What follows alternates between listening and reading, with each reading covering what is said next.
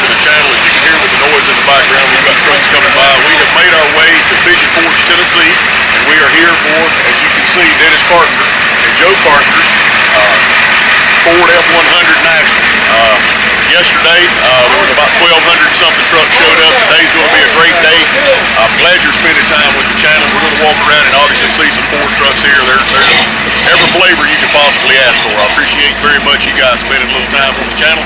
Thank you for being here. Hit like and subscribe if you see something you like. And more importantly, folks, God bless. Here we are in Pigeon Forge, Tennessee at the F100 Nationals. This is opening day at the opening gate. If you've been to this car show or truck show in the past, you'll notice that this is a little bit of a different piece of scenery. The show has been moved from the LeConte Center's normal parking lot, which is down the hill and behind these trucks that you see coming in here, to up on the hill behind the Residence Inn.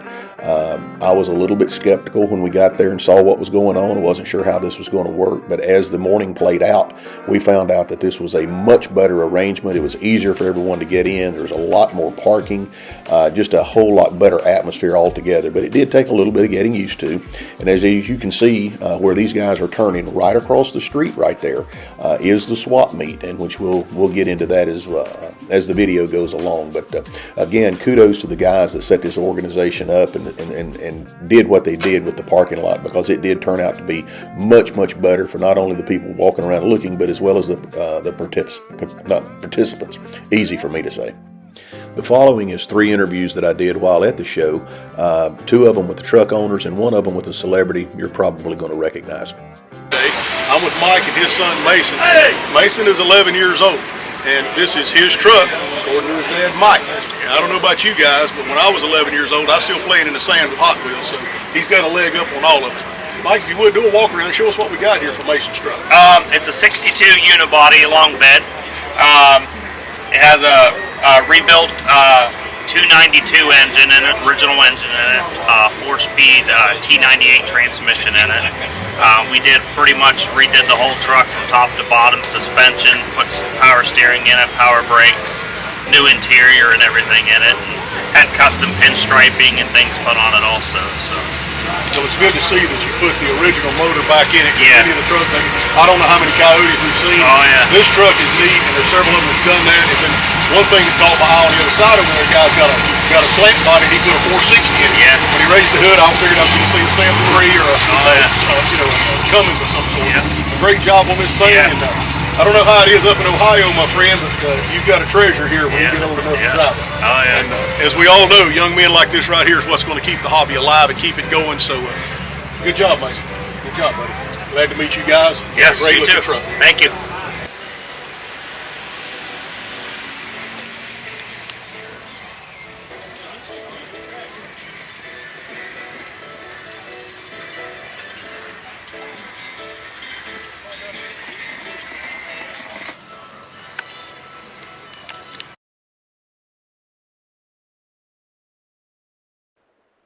This fella right here with me is Kevin Tates. You may recognize him from YouTube. He appears on the Summit Racing YouTube channel, as well as the National Parts Depot channel. But more importantly, he is the inventor, if you will, of Paintucation University, also on his YouTube channel. Great automotive person, great mind, and an absolutely outstanding painter. The following conversation with he and I is about a highly modified Miata that he painted red on his YouTube channel. I had some questions about the mixture and how he went about doing it, and so you'll hear that conversation, and you'll also see the results of this conversation as we get into painting the 49. I've also got another project in the wings you guys don't know about yet, and well as doing some of the work on the F100. But more importantly, a great individual, very engaging, and just so surprised to meet somebody like this, just walking down looking at trucks just like I was doing. And the clear together and then catalyze and reduce? No. Mix your clear and then, yes. And I do typically a 25% add clear coat in single stage. And if I want to do another coat for super aggressive cut and rub, I'll do 50-50. Okay. So if you're really super aggressive, like Charlie Hutton and all those guys, you bought the auto and you cut down through all the layers, you might see the rings sometimes. If you're doing a daily driver, you just want a slick paint job. I did it. I've got a little NA Miata that is a supercharged LS. I've seen the red. I've seen all the videos. That's Summit Racing single stage. I did the clear ad in that on the last coat, 2 coats of single stage, 1 coat of 25 to 75, and it buffed like butter. And it just makes a huge difference. It gives it refraction, and it gives it actually single stages. It's hard to cut. It's a little harder. That's when you started doing that. It feels rubbery. But when you put the clear coat in, it feels like clear coat. The surface tension when you sand it is like clear coat. Yeah, it works. But you're mixing your paint and you're mixing your additive with the clear, and then that's when you're doing the 25 to 1. Yeah, 1 batch of clear, 1 batch of paint, and then do your ratio, whatever ratio it is. But you got to have the standalone chemicals mixed. You got to have the sets of chemistry mixed in. I don't know why it's picky like that, but it is. That's the main thing. At some point, I was going to send and ask that question. So now I don't have to. Try a small part first, just to get up to speed, because it's going to flow out a lot nicer. It's going to lay out like glass, so it's going to flow out. The difference is it comes out of the gun and lays on the panel, or it flows out of the gun and lays on the panel. So with the clear in it, it's going to slip out. Thank you, sir. Yeah, man. All right, I'm here with Julie and Sonny, and behind us we've got Clifford. This truck right here, out of everything here, and yesterday there was about 1,200 trucks. They're saying there's going to be about 1,500 today. Out of everything here, this truck right here has caught my attention more than anything. In that, when you have a truck like this and it's this big, everybody goes with a 4BT or a 6B Cummins.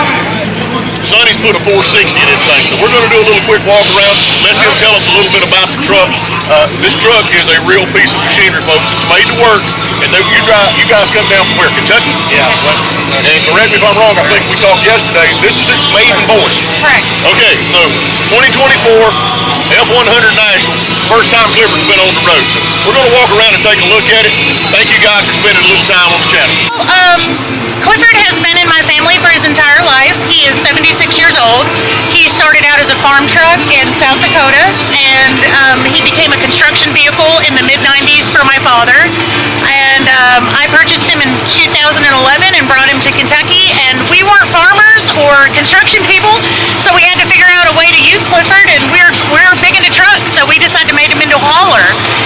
We actually hauled our shop truck down on Clifford for this trip. So Clifford started out as a flathead V8, but obviously we knew we couldn't go with that setup for this application. No. So his donor vehicle was a 94 Coachman RV. We took the 460 and the E4OD and the rear end out of the RV. And if you come over here and look at this board, you can kind of see this picture that it looks like a bomb went off in the background. Here's the donor vehicle. Our first plan of attack was to actually use this frame and just try to keep everything. We were going to just take the cab off and put it on the frame. But we actually kind of got lucky and found a 78 model wedge bed available about an hour from our house. And it was on a 78 crew cab, and all the gentleman wanted was the cab, and we wanted the bed. Worked out perfect. So Sonny happened to have a 78 crew cab that he had slammed on the ground back 20 years ago, and he had put like a different front end under it, and it was a 78 frame. So we actually pulled that frame out of the woods, and we went and bought the wedge bed, and since both the frames came off of a 78 truck, they were able to notch the frames together, and it was almost like, and correct me if I'm wrong, I don't know if I'm just talking like a layman here, but they fit them together, and then my son and Sonny welded all the frame together, and it worked out better doing it that way than going with the RV frame. We felt like we were going to have to modify so much to use the RV frame. So Clifford is just kind of morphed as we went, and we just, everything. All I did was slap lipstick on this pig. All I did was make it look pretty on the inside. My husband and son did all the fabrication work. And I don't even know, can you tell them about like the ramps and all that? I don't even know what Hayden did for the ramps. I've got ramps set in here. This is actually a pull handle for a kayak. We bought them at Walmart. Wow. And these are aluminum semi-ramps that my son and husband cut down 7 feet. They slide all the way up to the very back tire.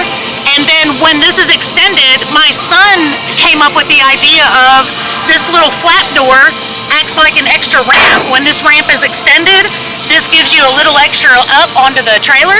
And so that was all fabricated from junk we had up in the woods. Factory snout off of it and bought a Holly 2-barrel setup. So that's all underneath the engine cover. When we put the motor and transmission in, we didn't know that Clifford was going to run.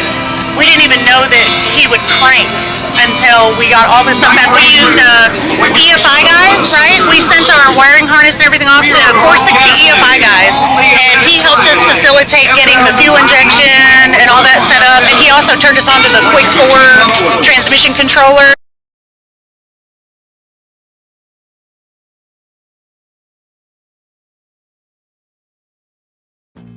At this point, we're walking through the swap meet, and you can see various parts and chassis and things like we've got going on here. But let me give a piece of advice. If you're working on a specific product or a specific car, truck, whatever it would be, seek out those swap meets that are product specific. In this case, this is the F100 Nationals. You've got the Camaros, the Corvettes, you've got the C10 Nationals. And why do that is you can more quickly and more cost effectively find the exact parts you're looking for. Not that the big shows in Atlanta and Daytona and Charlotte aren't relevant and aren't good, but many times you'll find yourself out walking around spending more time searching and basically just waste a lot of time. And that struck home for me. A year ago, I went to a specific meet looking for parts for a Ford truck, and it was a Ford truck meet. And I was able to find the Z-bar to put the mechanical clutch back in my Ford truck. So again, it was just one of those things. I could have went to Charlotte Motor Speedway in the spring or the fall and spent 2 days walking around and overlooked the part, maybe found the part, but then at the same time overlooked other stuff that I was trying to buy. So my suggestion would be is stay product specific as best you can. You'll have a better opportunity to find a part and not waste near as much time. You may recognize this fella right here. This is Solomon from Ford Era. He is out of Miami, Florida. He's big on YouTube. He's a big-time Ford supporter. Made the trip up here to Tennessee to meet with us and obviously sell his parts. So if you're not following him on YouTube and you are a Ford fan, in all genres, he goes around and he picks up parts from all over the country, brings them to meets like this and sells, and he's got a very, very interesting YouTube channel. So if you don't know Solomon, you need to. At this point, we have are making our way into the show itself, and wanted to give you some interesting facts about the F100. There's a total of 6 generations of this vehicle. The first generation started in 1948 and ran to 52. The F100 actually debuted, obviously, in 48. 48 was the last year for the flathead engine. It was the Ford truck was the first overhead valve utility truck made. The motor was called the Power King, and it had a whopping 130 horsepower. The 1953 to 56, though, which is in the second generation, is the most desirable because of the vertical windshield posts. And 65 was another big year, and we'll talk about that a little bit later. Again, the second generation was from 1953 to 56. There was over 100,000 of those things built at that time. The third generation is 1957 through 1960. The biggest selling point was it was triple economy. That was their advertising slogan. It saved gas, it saved drivers from discomfort, it was a better riding truck, and it also had the additional capacity of the bed. The fenders were put inboard as opposed to being outboard, which we call a step side now. By Ford moving the fenders inboard, that made the bed on the truck 8% bigger than the years previous. The bed capacity was 24% larger than Chevrolet at that time, which obviously made Ford a much desirable agricultural vehicle. Okay, they also had the moniker that they added as the custom cab, which included color coordinated upholstery, sun visors, a cigarette lighter, a brighter grille or a stainless steel polished grille, and then the custom cab badging. 1959 was the very first year of a factory-built 4x4 vehicle. The fourth generation for Ford started in 1961 and ran to 1966. This is where the unibody came along.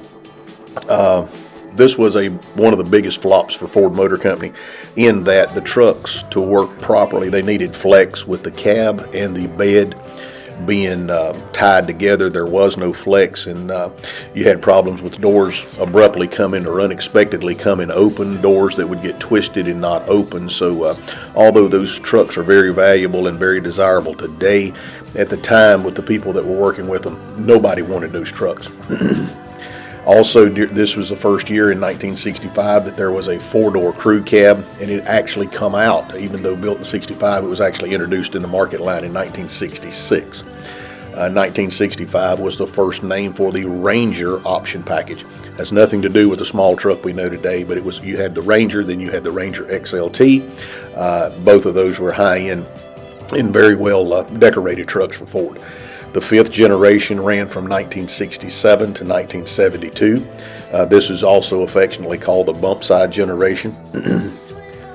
The engine options were many. You could get just about anything you wanted in the way of a motor, from a V8, or actually from a 260 6-cylinder all the way up to a big block at that time. And then the 6th generation ran from 1972 to 1979. These were the first year for Ford having squared headlights. It had a much better and improved air conditioning and heating system, and the options on the cab were just about limitless for Ford. In 1977, Ford became what was known as America's pickup truck. It was the largest selling and best-selling truck of all time, and that is a title that it bears today. The final F100 came off in 1983, and it was replaced at that time by what we know today as the F-150. From this point, folks, enjoy the rest of the show.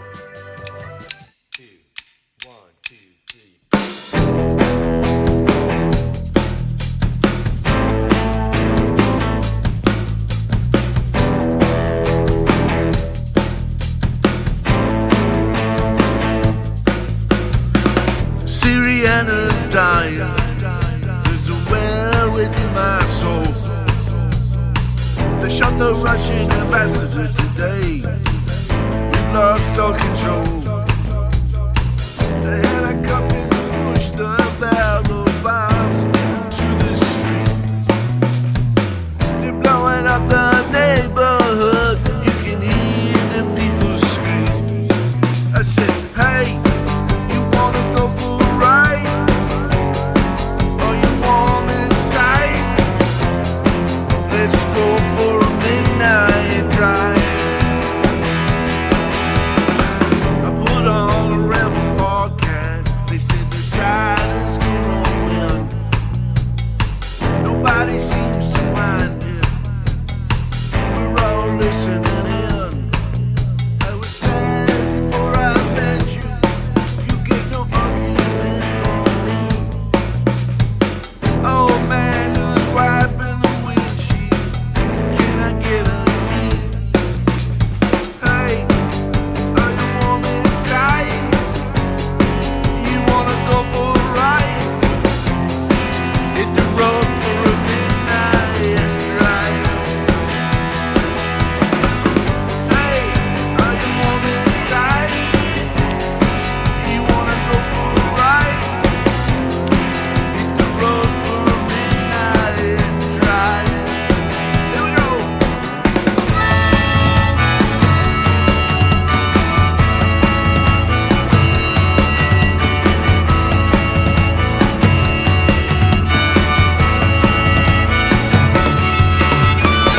The cop touches the taillight tricycles. The storm go his way. Up in a plastic star on a third world leader early today. I put on a Rebel podcast. They said the side is gonna win. Nobody seems to mind it, 'cause we're all listening in.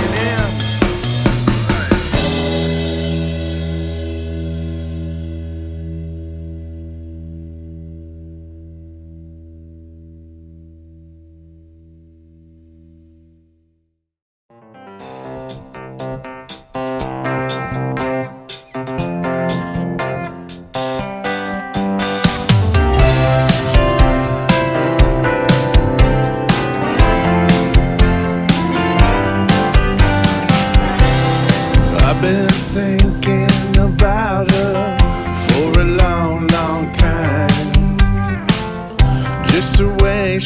looks at me, I kinda lose my mind. I'm hanging with my hometown girl, I'm so lucky living in her world. On the beach there's a bar